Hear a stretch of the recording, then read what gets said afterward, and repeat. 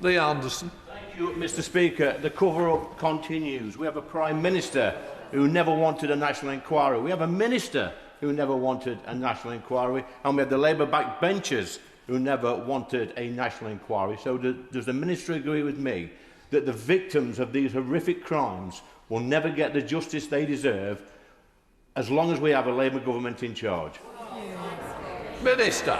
It's quite impressive that you would stand up and say that after a grooming victim stood up and spoke on these benches. But, you know, I've learnt to expect it. When the honourable gentleman stands up and talks about cover-up, I understand that or maybe he's doing it for clicks, I don't know, but I understand that he thinks he's doing, you know, God's work in fighting this.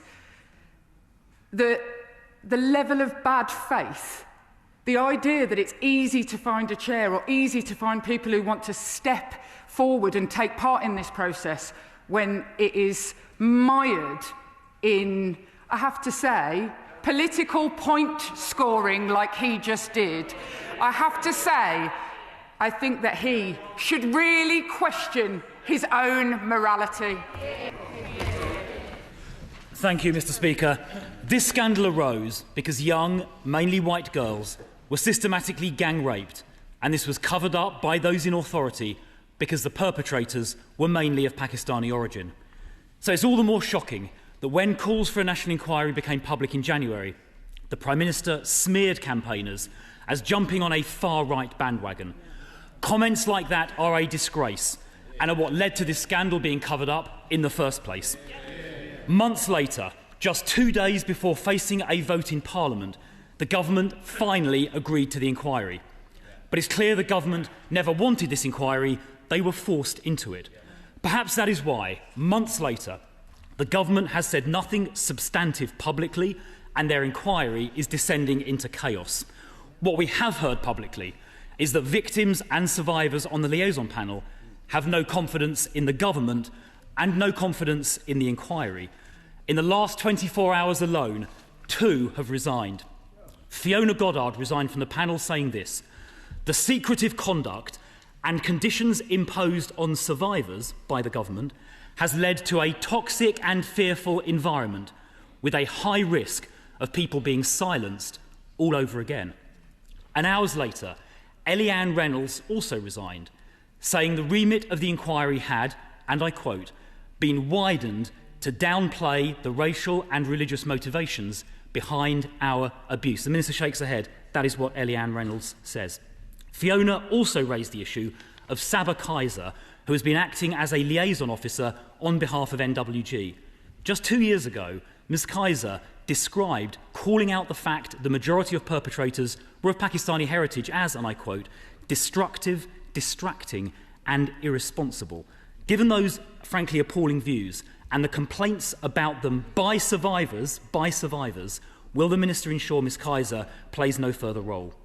Victims and survivors have also questioned the suitability of former police officers or social workers to chair the inquiry. They do not believe people from the professions which failed them so badly are suitable. So will the Minister accept this feedback and appoint a judge to lead the inquiry? Will the Minister confirm the scope of this inquiry will not be diluted, as both Fiona and Eliane say is now happening, and confirm it will focus on the cover-up of the rape gang scandal because the majority of perpetrators were of Pakistani origin? Finally, Fiona said this yesterday: "I won't be gagged and controlled by the government while they turn this inquiry into a cover-up." So will the Minister apologise to Fiona and to Eliane? What I would say to the honourable gentleman is that he didn't listen to my remarks at all, because suggesting that the government has silenced anybody is that the government has not handled this process. It has been handled by a grooming gang charity, of which he cites and names a victim of crime. And look, what I will say to the honourable gentleman, which he would know if he had done anywhere near the level of work that I have done, is that not all victims and survivors are of the same opinion. They are not one homogenous group of people who all think the same thing, who all want the same exposure, who all want their identities known. And so what I would say is that I have spoken to Fiona Goddard many times, and I will continue that relationship with her, should that be what she wishes. And every single survivor who has been engaged with, of which there have been many, will have different feelings on this subject. With regard to him requiring a judge, Baroness Casey said to this House in the Home Affairs Select Committee she did not want a traditional judicial-led inquiry. She was explicit. And if anyone in this House can find me an institution that didn't fail these girls over the years, including our courts, who took the children away from the grooming gang victims, who criminalised some of them, there is no institution in our country that hasn't failed. We will continue. Today I will meet with many of the victims and get their feedback, and I will continue to progress. With that in mind, I will engage with all the victims regardless of their opinions, and I will listen to those that have been put in the media, that are put in panels. I will always listen, and I will speak to all of them. Robin Moore. Thank you, Mr. Speaker. I have a copy here of the government's response to the developments last night, addressed to the Home Affairs Select Committee, and I have to say that I find this response completely unacceptable.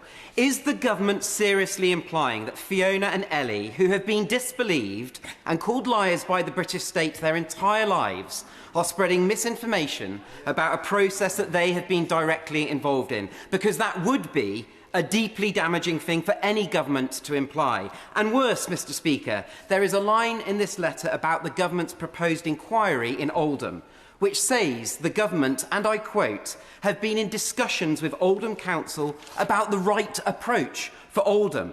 But how can that possibly be right? How can the Home Office discuss the right approach with the very local authorities that they are being investigated? It would be like the Post Office sitting down with the Post Office to negotiate how they should be investigated.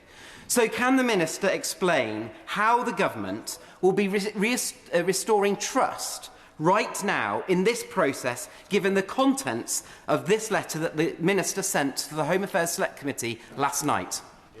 Minister. Can I just be completely clear? I'm suggesting that I will listen completely and utterly to the feedback from the victims that were and still are on.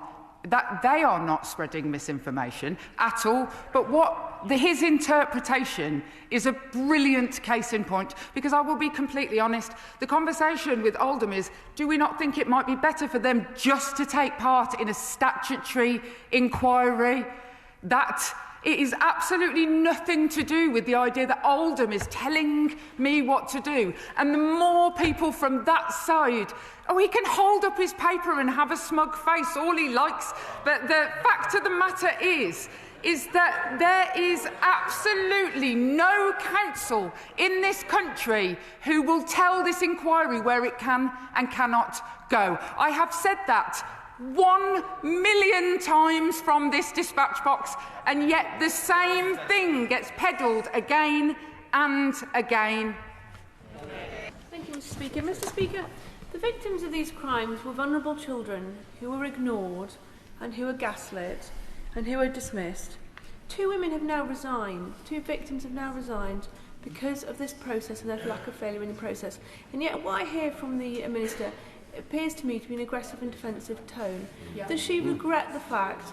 Is she going to listen? Well, is she going? Remember, these people are watching. Is she going to listen to the victims? And does she regret that these 2 individuals have resigned from the process? Minister. I absolutely regret that they have resigned from the process that, funnily enough, actually, in the particular incidents of one of the people, I have had no involvement in it. I do not know who are on the panels of victims. It is entirely independently managed by a grooming gang charity. One of the only interventions was to ensure that some of the voices who I thought deserved to be heard that their names went forward to make sure that they were included. So I have done that on a number of occasions. Of course, I will listen to them. I'm actually meant to be with them in actually right now, I'm meant to be in with those panels of victims, hearing their response right now. And I will absolutely, as I have said, I will take the feedback, both publicly and should they want to speak to me, as I have approached them, of anyone. But of course, I'm always sad when victims feel that they can't take part in a process. Of course I am. What I have to say is there are many different victims and they have many different views. And just because of the ones that we hear publicly, I want to make it clear that there are many different victims, and we have to make sure that all their voices are heard equally, whether they are part of the process or not. Sir Gavin Williamson. Thank you, Mr. Speaker. I think the thing we all very much agree on is that the voices of survivors have to be at very much the heart of this, and it's worrying and concerning when two of those survivors don't feel as if the process is properly looking after them and making sure their voice is heard. Would the Minister commit to speaking to both Fiona Goddard and Eliane Reynolds to try and encourage them and reassure them that this is a process that really will listen to their voices? Absolutely, that opportunity has already been presented to them. That I would be more than happy. I know one of them. I don't know another one. That opportunity is always available. One of them has my phone number. So the idea that I don't listen and have not been making myself available. I have tried to keep the process fiercely independent of government intervention so that process can happen and victims can feel safe in that. But of course I feel sad that this is how it has ended.